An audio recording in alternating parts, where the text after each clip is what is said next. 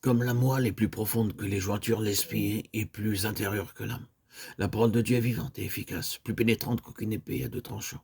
Elle atteint jusqu'à la division de l'âme et de l'esprit, des jointures et des moelles. Elle est le juge des intentions et des pensées du cœur. Hébreux 4,12.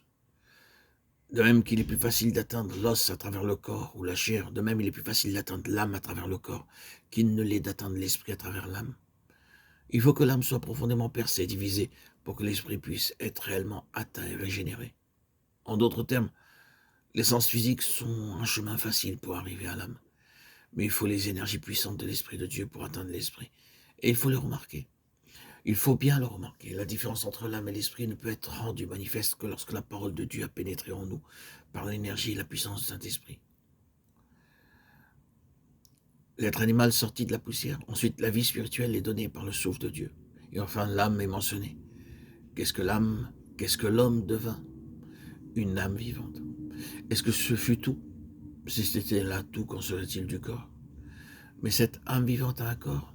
Et est-ce tout? Non. Cette âme vivante avec un corps a un esprit. Ces mots âme vivante présentent bien la nature de l'âme de l'homme, dans ce premier ordre comme quelque chose d'intermédiaire entre la matière et l'esprit inférieur aux anges, des esprits plus hauts que l'animal. La citation de 1 Corinthiens 15,45 que nous avons vue peut nous aider. Elle nous aide en effet de deux manières. Le premier Adam devint une âme vivante. Il a un sens local et signifie que l'âme est le lieu de rencontre de deux natures opposées, la chair et l'esprit. Les clauses que Paul ajoute à sa déclaration montrent clairement ou renforcent notre conclusion que dans le premier Adam, l'âme est le point terminal du corps et de l'esprit. Cette déclaration nous aide ensuite en nous montrant que dans le dernier Adam, c'est l'esprit qui en est le point terminal ou le facteur dominant.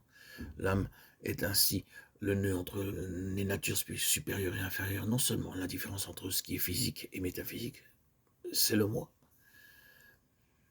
Rien de ce qui est dit ne doit faire penser que l'âme comme telle soit une chose mauvaise. C'est-à-dire qu'il est mauvais pour l'homme d'avoir une âme et que par conséquent elles doivent être détruites.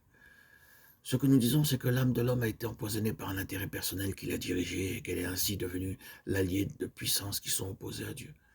Cela ne peut être connu ni imaginé possible avant qu'un réveil réel ne se soit produit dans l'esprit. Il est donc mauvais de vivre entièrement par notre âme ou d'être dominé par elle.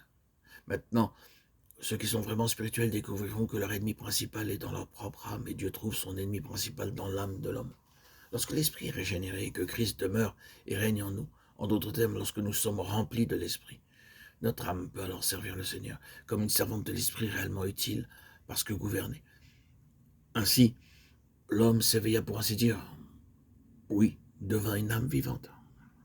Il arrive à la conscience dans trois domaines. Une conscience du monde ou une conscience d'essence par son corps psychophysique, une conscience de lui-même dans son âme et une conscience de Dieu par son quoi.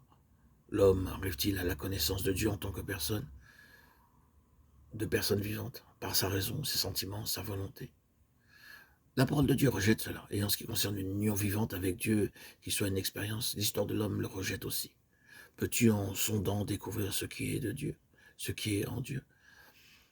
Job 11,7.